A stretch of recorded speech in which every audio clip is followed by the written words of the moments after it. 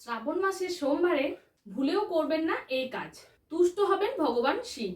পুণ্যার্থীরা প্রত্যেক শ্রাবণ মাসের সোমবার শিবের জন্য ব্রত পালন করে থাকেন। সাধারণত মাসভর চলে নানান ধর্মীয় রীতি পালন, সেই সঙ্গে বিশেষ কিছু কাজ এই মাসে শুভ বলে মনে করা হয়। শুরু হয়েছে পবিত্র মাস শ্রাবণ মাস। এই মাসে পুজো করেন ভোলানাথের ভক্তরা। বিশ্বাস করা হয় যে শ্রাবণের সোমবার উপোস করলে কাঙ্ক্ষিত ফল পাওয়া যায়। পবিত্র এই মাসে শিবের আরাধনা করলে অশুভ যোগের কিন্তু বিনাশ হয়। শ্রাবণ মাসকে দেবাদিদেব শিবের মাস বলা হয়। হিন্দু ধর্মের এই মাস অত্যন্ত গুরুত্বপূর্ণ। শ্রাবণ মাসের সমস্ত পুজো মূলত শিবকে কেন্দ্র করেই হয়। প্রত্যেক দিন শিবকে জল ঢালা অত্যন্ত শুভ।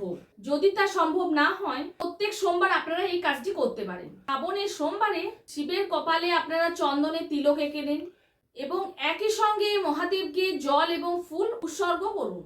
এর ফলে জীবনে সুখ স্বাচ্ছন্দ্য আসবে। শ্রাবণ মাসে হালকা খাবার খাওয়া ভালো।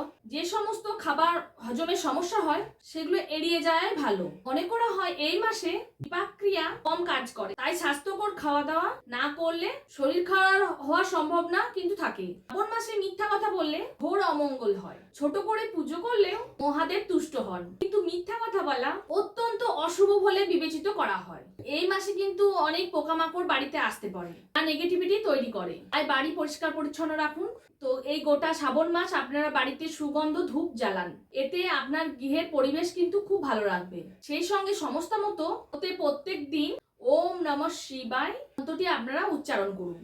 যারা দীর্ঘদিন ধরে নানা রোগে ভুগছেন তারা মৃত্যুঞ্জয় মন্ত্র পাঠ করে উপকার কিন্তু আপনাদের মিলবে। যারা প্রত্যেক দিন আরতি করেন তাদের ওপর এই মাসে ভোলানাথ কিন্তু খুব সন্তুষ্ট হয়।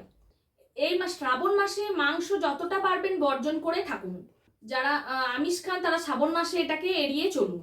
এতে এমনকি আপনার স্বাস্থ্যও ভালো থাকবে। এই মাসে কোনো ব্যক্তিকে আপনারা অপমান করবেন না। মানুষের আশীর্বাদ কিন্তু খুব কাজে লাগে। এমনকি বাড়িতে বেরোনোর সময় অশান্তি না করে বেরোনোটাই ভালো, এতে যে জীবনে নেগেটিভিটি আসে। যদি আপনি শ্রাবণ মাসে সোমবারে উপবাস করেন তাহলে সেটা নিষ্ঠাভাবে পালন করুন।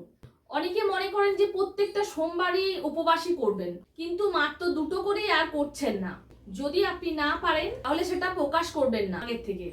যদি আপনি ভক্তি মেনে সব নিয়ম কানুন মেনে উপবাস বা শিবের পুজো করেন তবেই এটি শুভ ফল দেবে।